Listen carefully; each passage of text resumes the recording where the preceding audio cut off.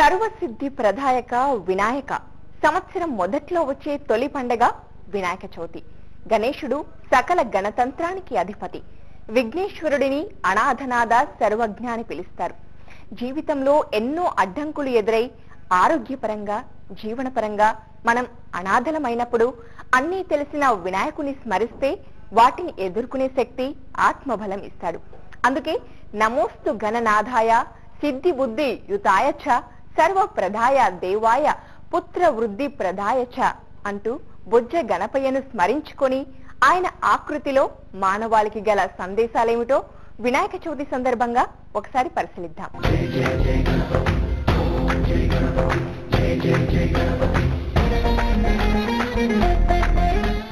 గణేశుని ప్రతిమ నుంచి పత్రిని సేకరించి పూజించడం వరకు వినాయక చవితి ప్రతి అంశంలోనూ భక్తి మాత్రమే కాదు, విజ్ఞానము ఉంది.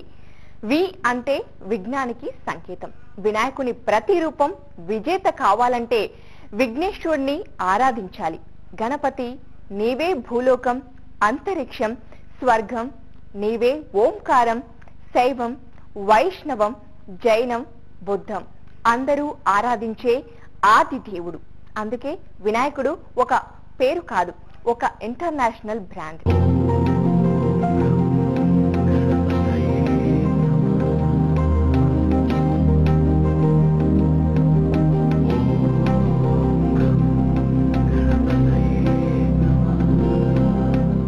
గణపతిని ఒక మేనేజ్మెంట్ గురుగా, పర్సనాలిటీ డెవలప్మెంట్ ట్రైనర్ గా అర్థం చేసుకోవాలి, ఆచరించాలి. వినాయకుని ఆకారానికి సంబంధించిన తాత్విక వివరణలో వ్యక్తిత్వ వికాస పాఠాలున్నాయి. వినాయకునికి ఉండే పెద్ద తల మనం పెద్దగా ఆలోచించాలని సూచిస్తుంది. లో ఎయిమ్ ఈజ్ క్రైమ్ అంటారు అబ్దుల్ కలాం. అందుకని మన లక్ష్యం పెద్దదిగా ఉండాలి, మన ఆలోచనలు పెద్దవిగా ఉండాలన్నమాట.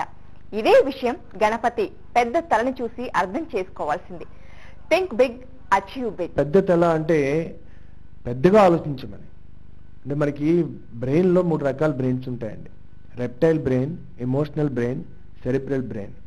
రెప్టైల్ అనేది 100 మిలియన్ సంవత్సరాల నుంచి డెవలప్ అవుతూ వచ్చిందట మానవుల్లో, జంతువుల్లో. రెప్టైల్స్ అంటే పాకి జంతువులు. ఇది మనం సర్వే అవ్వడానికి మనకి ఉపయోగపడుతుంది. అది చాలా ఎవాల్వ్ అయిన బ్రెయిన్. మన బాడీ ఫంక్షన్స్ పనిచేస్తున్నా, మన శ్వాస పీల్చుకుంటున్నా, ఏదన్నా అనుకోని ఆపద వచ్చినప్పుడు శరీరం సడన్ గా మనని పక్కకి జరిగి మన రక్షిస్తున్నా, ఇవన్నీ కూడా రెప్టైల్. సో దీని తర్వాత డెవలప్ అయింది ఎమోషనల్ బ్రెయిన్.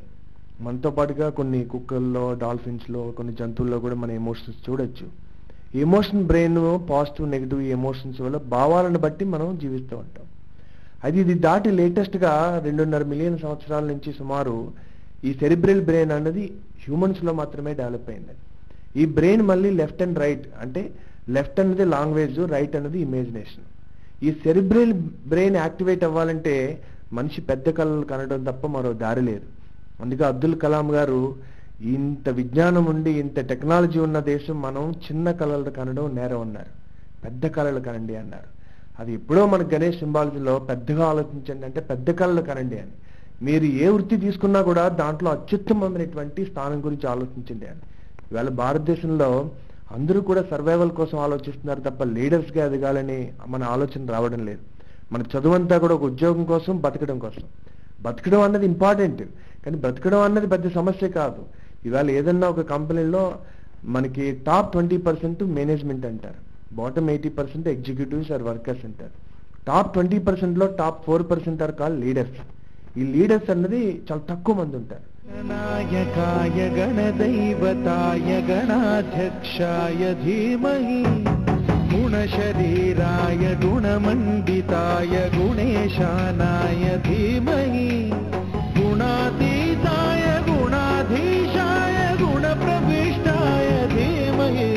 అందువల్ల ఏ రంగం ఎంచుకున్నా కానీ ఆ రంగంలో మీరు ఆ యొక్క రంగం పేరు చెప్పగానే ప్రముఖుల పేరు చెప్పండి అంటే లీడర్స్ పేరే చెప్తారు. అందుకని ఏ రంగంలో అయినా నాయకులుగా ఎదగాలంటే ముందు మన యొక్క అసలైన పని కనుక్కుని దీన్ని పెద్దగా ఆలోచించాలి. ఒక చిన్న వ్యాపారం ఏంటొచ్చు, ఒక పుల్లారెడ్డి గారు ఉన్నారు, స్వీట్ పెట్టి దాంట్లో అంతర్జాతీయంగా పేరు గడించారు. అలా మీరు చిన్నదా పెద్దదా అనలేదు, అందులో అత్యున్నతమైనటువంటి మనం గొప్పతనం సాధించి, దీన్నే గుడ్ టు గ్రేట్ అంటారు, మంచి నుంచి గొప్పకి ఎలా మనం వెళ్ళాలి అని. అందుకని మొత్తం ఫేస్ చూస్తే పెద్ద తల నుంచి స్టార్ట్ అవుతుంది. దీన్నే గుడ్ టు గ్రేట్ అనే పుస్తకంలో ఆయన ఏం రాశారంటే బీ హ్యాగ్ గోల్స్ అన్నారు. అంటే బిగ్ హెయిరీ అడాషియస్ గోల్స్. ఎలాంటి లక్ష్యం నీ జీవితంలో ఉండాలంటే అది చెప్తుంటే నీ రోమాలు నెక్కుపడవాలి. సో అది సాధిస్తే నీ జీవితం ధన్యం అని అనిపించాలి. అలా ఈవేళ వినాయక చవితి సందర్భంగా మన జీవితంలో పెద్ద లక్ష్యాలు పెట్టుకుందాం. దేవ జయ దేవ జయ మంగళమూర్తి దర్శన్ మాత్రే మన కామనా పూర్తి. జయ దేవ జయ దేవ జయ దేవ జయ దేవ జయ మంగళమూర్తి దర్శన్ మాత్రే మన కామనా పూర్తి. జయ దేవ జయ దేవ. సర్వసిద్ధి ప్రదాయక వినాయక ప్రత్యేక కార్యక్రమంలో చిన్న విరామం తీసుకున్నా.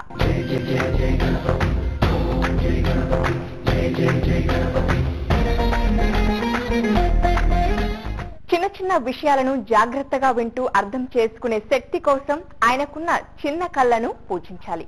గణపతి చిన్న కళ్ళు ఫోకస్ కి సింబల్. ఏదైనా వింతని చూసేటప్పుడు మన కళ్ళు పెద్దదవుతాయి, నిశితంగా గమనించేటప్పుడు చిన్నవవుతాయి. గణపతి కళ్ళు మన ఫోకస్ ఎప్పుడు మన లక్ష్యం మీద ఉండాలని, ఫోకస్ పెడితే సక్సెస్ మీదే అవుతుందని చెబుతాయి. వినాయకుని యొక్క చిన్న కళ్ళు చూస్తే మనకు గుర్తొస్తుంది. ఎందుకంటే వినాయకుని విగ్రహం మొత్తం చూస్తుంటే ఇది నథింగ్ బట్ పర్సనల్ డెవలప్మెంట్, వ్యక్తిత్వ వికాసమే. ఈ వినాయకుని చిన్న కళ్ళు అయిందంటే కాన్సన్ట్రేషన్. ఏ పని చేస్తున్నా ఎంత కాన్సన్ట్రేట్గా చేస్తున్నాం, ఏ పని చేస్తున్నా ఎందుకోసం అంటే మన లైఫ్ మొత్తం డిపెండ్ అయ్యేది కూడా నీ యొక్క కాన్సన్ట్రేషన్ వల్లనే.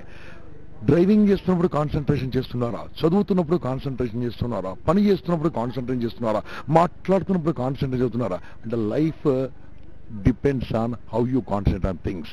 కాబట్టి ఇటువంటి కాన్సన్ట్రేషన్ తెలుసుకోవాలంటే ఒకటి మైండ్, మన యొక్క హార్ట్ అండ్ సోల్, ఈ మూడింటి లింక్ చేయడం వల్ల ఆ కాన్సన్ట్రేషన్ వస్తుంది.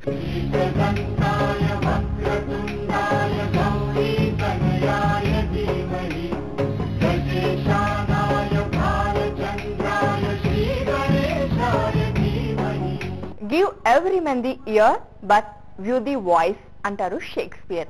వినాయకుని చెవులు, నోరు కూడా ఇదే విషయాన్ని చెబుతాయి.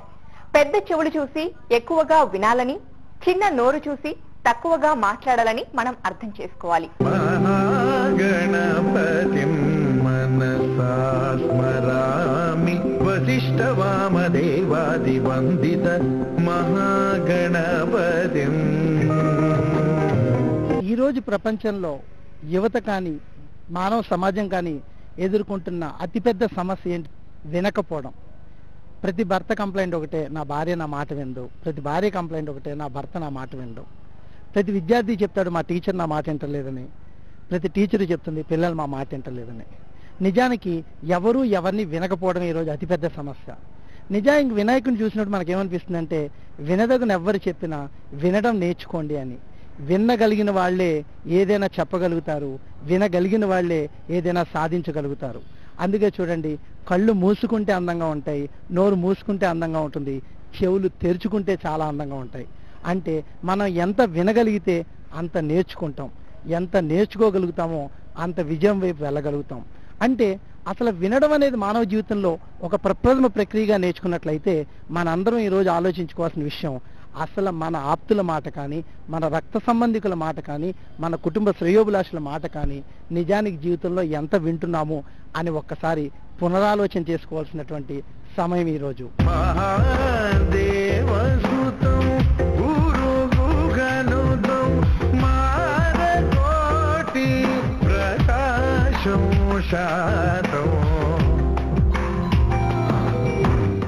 వినాయకుడి నోరు తొండం కింద దాగి ఉంటుంది. అంటే నోటిని అదుపులో ఉంచుకోమని చెప్పడమేనని అర్థం చేసుకోవాలి.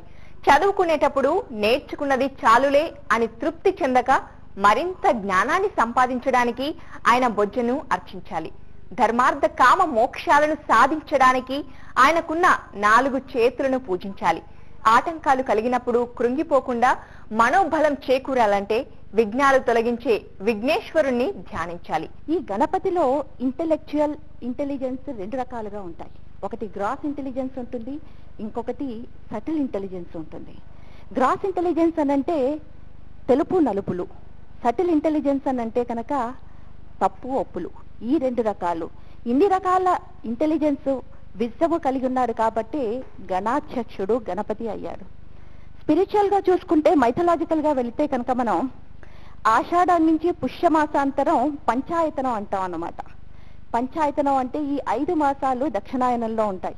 దక్షిణాయనంలో సూర్యుడి వెలుతురు చాలా తక్కువగా ఉంటుంది, చీకటి ఎక్కువగా ఉంటుంది. అందుకనే మనకి వ్రతాలు కానీ, ఉపవాసాలు కానీ, పూజలు కానీ, పునస్కారాలు కానీ ఈ మాసాలలో ఎక్కువగా ఉంటాయి. భాద్రపద మాసానికి అధిపతి గణపతి కాబట్టి గణపతి పుట్టినరోజు మనం భాద్రపద మాసంలో చేసుకుంటాం, గణాధ్యక్షుడు. అంతేకాదు మన అందరం కూడా గాణపత్యులం కాబట్టి మన దేవుడు గణపతి. ప్రతి పనికి ప్రారంభానికి గణపతిని ఎందుకు పూజించాలి అని అంటే మనం అందరం గాణపత్యులం కాబట్టి పనికి ఆరంభంలో గణపతిని పూజించడం మనకి ఆచారం. లంబోదరుడి ప్రత్యేక కార్యక్రమంలో మరో చిన్న విరామం.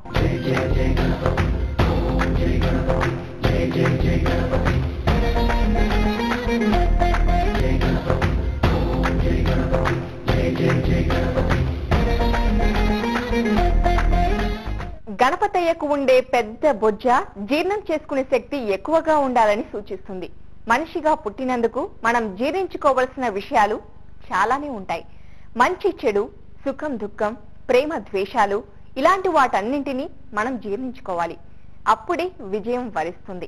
వినాయకుడి విగ్రహంలో ఆ ఆకారంలో ఉన్నటువంటి ఒక నిండుతనం, ఒక పరిపూర్ణత్వంలో అర్థం ఏమిటంటే ప్రధానంగా మంచి చెడు అన్నీ స్వీకరించటం అనేటువంటిది విచక్షణతో కూడుకుని ఉండవలే అనేటువంటిది ఒక ప్రధానమైనటువంటి అంశం.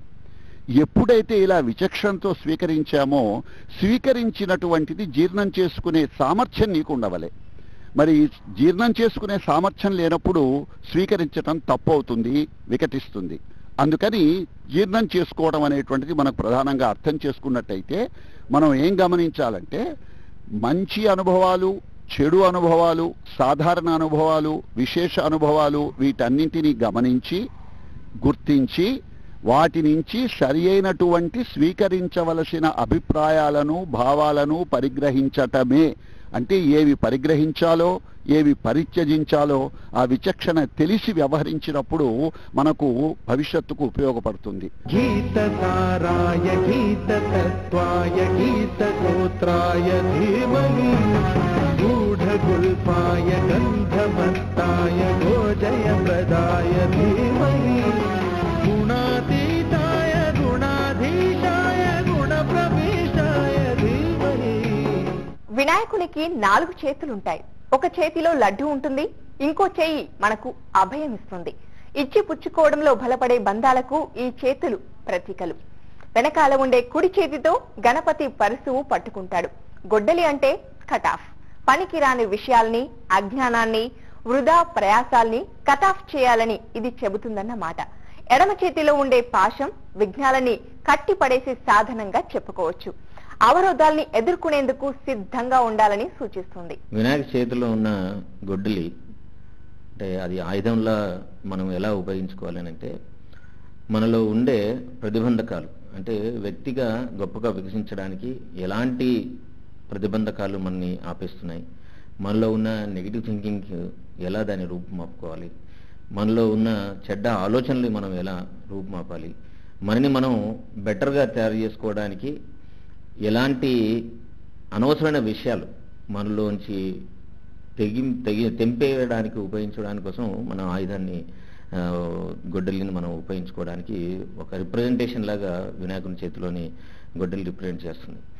ఏ మనిషి అయినా సరే వ్యక్తిగా వికాసం చెందాలి అని అంటే ముందు తనలో ఉన్న బలహీనతలు ఏంటో ఐడెంటిఫై చేసుకోవడం, బలాల్ని గుర్తించడం, చెడ్డ ఉన్న అంశాలని వాటిని గుర్తించి వాటిని నాశనం చేయడానికి మనం ఆయుధాన్ని ఎలాగైతే మనం ఉపయోగిస్తామో అలాంటి రిప్రజెంటేషన్ కోసం మాత్రమే వినాయక చేతిలో ఉన్న గొడ్డలిగా మనం రిప్రజెంట్ చేసుకోవాలి.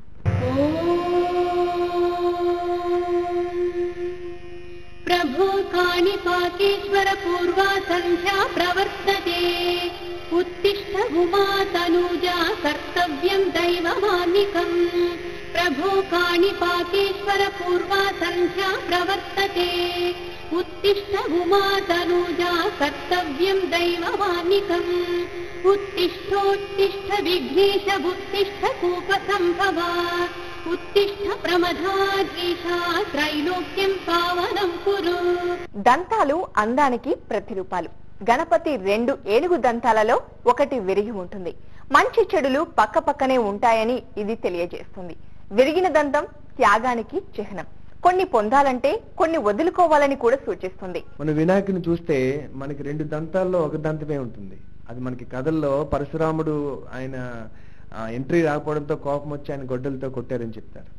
సో అయితే మరి ఒక దంతం ఎందుకు ఉంది అంటే, నువ్వు చాలా ఆలోచనలు ఉంటాయి కానీ ఒక్క పాయింట్ మీద ఫోకస్ పెట్టు. ఎంత ఎండ రోజైనా కానీ కాగితం కాలదు. ఒక భూతత్వం పెట్టి దాని మీద కాన్సన్ట్రేషన్ చేస్తేనే అది అవుతుంది. అయితే రెండవది, కొన్నిసార్లు సక్సెస్ అవుతాం, కొన్నిసార్లు ఫెయిల్ అవుతూ ఉంటాం. ఫెయిల్యూర్ను కూడా ఎలా వాడుకోవచ్చు అన్నది కూడా విరిగిపోయిన దంతం నుంచి మనం నేర్చుకోవచ్చు. అంటే ఆయన భారతం రాస్తున్నప్పుడు, ఆయన గణేష్ రాస్తున్నప్పుడు చూస్తే ఆ దంతాన్నే పెన్ను కింద వాడుకున్నాడు ఆయన. అంటే ప్రతి ఫెయిల్యూర్ కూడా ఒక గ్రేట్ లెర్నింగ్ లెసన్ అవుతుంది అనమాట. అంటే ఏ సైంటిస్టు కానీ ఎవరైనా కానీ వాళ్ళు ఎవరు కూడా డైరెక్ట్ గా విజయాలు సాధించడం అని ఉండరు. ఏ సక్సెస్ఫుల్ పర్సన్ వెనక చూసినా చాలా ఫెయిల్యూర్ స్టోరీ కూడా ఉంటుంది. నిజానికి గొప్ప విజయాలు సాధించాలంటే మనిషికి సక్సెస్ అవడానికన్నా ఫెయిల్ అవడానికి కూడా ధైర్యం ఉండాలి. ఆ యొక్క లెసన్ ఎలా వాడుకోవాలన్నది కూడా ఉండాలి. సో ఈ టస్క్ నుంచి ఏంటంటే సింగిల్ పాయింటెడ్ ఫోకస్. ఎప్పుడన్నా మనం అనుకోనిది కనుక జరిగితే ఈ యొక్క ఇన్సిడెంట్ నుంచి మనం ఏం నేర్చుకోవచ్చు అంటే, దీన్నే మనం ఎలా సింబాలిజం చెప్తామంటే, ఒక కారుకి ముందద్దం ఉంది, వెనకాలద్దం ఉంది, స్టీరింగ్ ఉంది. ముందద్దం అన్నది భవిష్యత్తు, వెనకాలద్దం అన్నది గతం, స్టీరింగ్ అన్నది వర్తమానం. మనం వెనకాలద్దంలోంచి చూసి నేర్చుకోవాలి, ముందు చూసి మనం ప్లాన్ చేసుకోవాలి, వర్తమానంలో జీవించాలి అంటారు. అలాగే ఈ యొక్క దంతం అన్నది మనకి ఎనీ ఫెయిల్యూర్ని ఎలాగ ఆపర్చునిటీస్గా మార్చుకోవచ్చు. ప్లస్ మరొక మిగిలిన దంతం ఏంటంటే, ఒక్క లక్ష్యం మీద నీ కాన్సన్ట్రేషన్ పెట్టు. ఎందుకంటే ఒక విద్యార్థి ఉన్నారనుకోండి, విద్యార్థి యొక్క లక్ష్యం ఆ నెక్స్ట్ విజన్ ఉంటుంది, నేను ఏం కావాలి అని. కానీ నెక్స్ట్ ఎగ్జామ్ ఉంటుంది, ఇది పాస్ అయితే కదండి 1 by 1 మనకు వచ్చేది. ఈ ఫోకస్ పెట్టాలి. గతంలో ఏదన్నా అనుకోని సంఘటన జరిగితే దాని నుంచి నేను ఏం నేర్చుకోవచ్చు, దీనికి మనకి ఈ సింబాలిజం మన జీవితంలో అప్లై చేసుకోవచ్చు. శుక్లాంబరధరం విష్ణుం శశివర్ణం చతుర్భుజం ప్రసన్నవదనం ధ్యాయేత్ సర్వవిఘ్నోపశాంతయే అగజానన పద్మాకం గజానన మహర్నిశం అనేకదంతం భక్తానాం ఏకదంతముపాస్మహే ఏకదంతముపాస్మహే.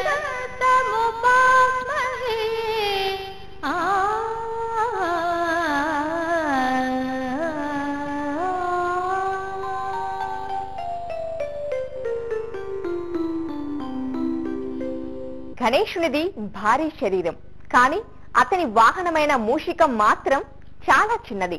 అంటే ఆయనకు ఎలాంటి ఈగో ఫీలింగ్స్ లేవు. మనుషులు ఎంత ఎదిగినా ఒదిగే ఉండాలి. చిన్న వాళ్ళని చిన్నచూపు చూడకూడదని వాహనాన్ని చూసి అర్థం చేసుకోవచ్చు. అంతేకాక ఈ పండుగ నాడు ప్రసాదాలు ఘాటుగా వికారాన్ని కలిగించేవిగా కాక ఆరోగ్యకరమైనవి తయారు చేస్తారు. కేవలం ఆవిరి మీద ఉడకబెట్టిన వాటినే ప్రసాదంగా స్వీకరిస్తాడు వినాయకుడు. అదే సాత్వికమైన ఆహారం. జీర్ణక్రియను పాడు చేయదు.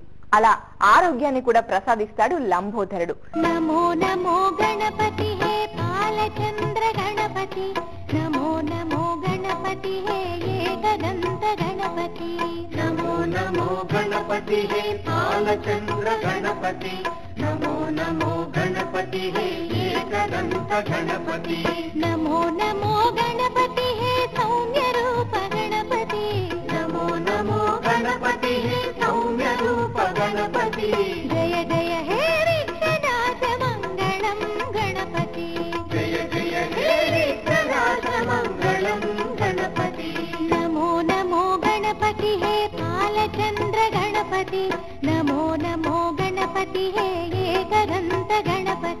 సందర్భం లేకుండా ఇతరులను చూసి నవ్వుతే అపనింద పాలవుతారని చంద్రుడి కథ.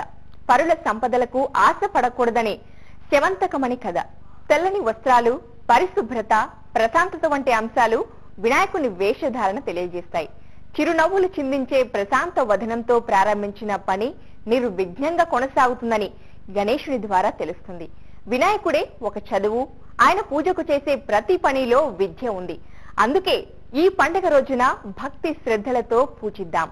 ఆయన కృపా కటాక్షాలకు పాత్రలమవుదాం.